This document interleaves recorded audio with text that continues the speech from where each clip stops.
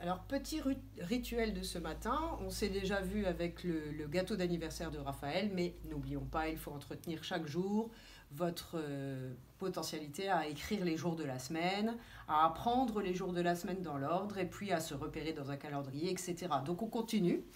Et aujourd'hui, avant de commencer, je voudrais juste donner une petite consigne aux grands qui ont été destinataires de ce genre de fiches pour s'entraîner tout seul au calcul mental. Donc, ici, comme d'habitude, entre le lignage, vous écrivez de votre plus belle écriture en respectant la hauteur des lettres votre prénom. La consigne, c'est connaître les décompositions additives des nombres. Ça veut dire que quand vous regardez ce que vous voyez dans l'histoire des 3 pingouins, si vous voyez 0 pingouin sur la banquise, dans le petit carré, il faut écrire combien de pingouins sont partis dans la barque. Et sur toutes les feuilles, c'est de la même manière. Il faut que vous calculiez dans votre tête pour savoir combien sont en fait derrière si je pouvais retourner la petite feuille. Voilà. Donc ça, c'était pour les grands. Je peux enlever cette feuille et passer à notre calendrier. Alors, tout à l'heure, quand je suis intervenue pour l'anniversaire de Raphaël, je vous ai dit, hier, nous étions dimanche et c'était l'anniversaire de Raphaël. Donc dimanche, pour les petits, c'est le jour où Lulu est de nouveau tout blanc. Il est tout propre. Et la semaine recommence. Lundi, Lulu a le derrière tout vert. Alors pour écrire, vous prenez vos lettres de nouveau majuscules et dans le sens de la lecture, on pose le L, le U, le N, le D et le I. Pour les grands et les moyens, qui deviennent petit à petit des grands, on cherche le L en script minuscule, c'est un bâton qui descend tout droit. Le U, c'est une petite cuvette ou un petit pont à l'envers et un petit bâton collé à droite. Le N, c'est un petit bâton qui descend tout droit et ensuite on remonte sur le même chemin pour faire un petit pont bien collé. Le D, une boule collée dans son dos, comme quand on mime le geste du D, le son qu'il fait. Et enfin le I, un petit bâton qui descend tout droit et un point, je pose, je lève. Nous sommes donc lundi. Pour les grands et les moyens, on va dans notre calendrier et c'est facile, c'est le premier jour de la semaine.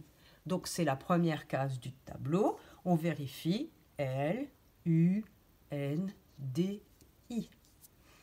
On pose son doigt sur lundi et on descend la colonne jusqu'à ce qu'on arrive à la nouvelle case qui n'est pas complétée, ou plutôt qui était complétée avec une croix parce qu'on avait dit qu'on ne viendrait pas à l'école. Je regarde par la fenêtre, il fait un magnifique soleil, la journée va être ensoleillée, mais en revanche, il fait très froid parce qu'il y a un vent qui doit venir des pays où il fait froid. Alors, nous sommes donc lundi. Combien? Alors, nous nous sommes quittés vendredi 20.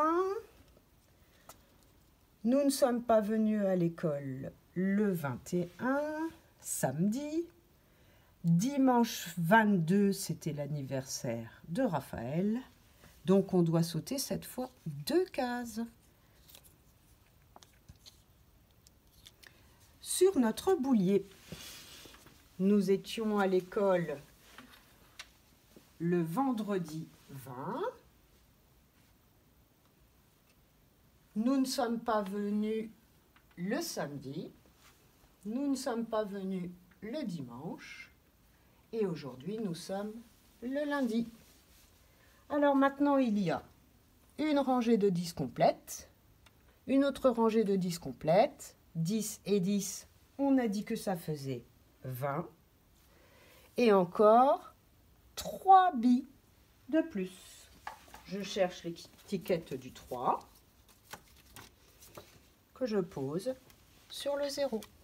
Et maintenant, ça fait un nouveau nombre. Pour connaître le nom de ce nombre, on peut compter. Soit pour les grands, on surcompte à partir de 20, c'est-à-dire on sait que ça c'est 20 et on continue à compter. C'est bien d'apprendre à continuer à compter au lieu de recommencer. Donc 20, 21, 22, 23. Ça, c'est super. Si on ne sait pas surcompter à partir de 20, on apprend à le faire à partir de 10. Ça, on sait déjà que c'est 10. Et on surcompte, ça veut dire on continue. 11, 12, 13, 14, 15, 16, 17, 18, 19, 20, 21, 22, 23. C'est toujours 23, bien sûr. Si on ne sait encore pas surcompter à partir de 10, c'est pas grave. On apprend à le faire à partir de 5. On sait déjà que ça c'est 5 et on continue. 6, 7, 8, 9, 10, 11, 12, 13, 14, 15, 16, 17, 18, 19, 20, 21, 22, 23. Alors j'ai dit que c'était pour les grands, mais c'est aussi pour les moyens. On peut déjà commencer à apprendre à surcompter à partir de 5 pour les moyens. Et c'est très important parce que c'est ce qui va nous permettre de faire du calcul mental avec une addition. Quand par exemple on voudra dire j'ai déjà 5 bonbons et j'en ai 3 de plus, on pourra dire je mets 5 bonbons dans ma tête et 3 bonbons de plus sur ma main. Et pour savoir, je dis 5, 6, 7, 8. Ça fait 8 bonbons. Voilà à quoi ça sert de bien savoir surcompter. Il faut vraiment vous entraîner.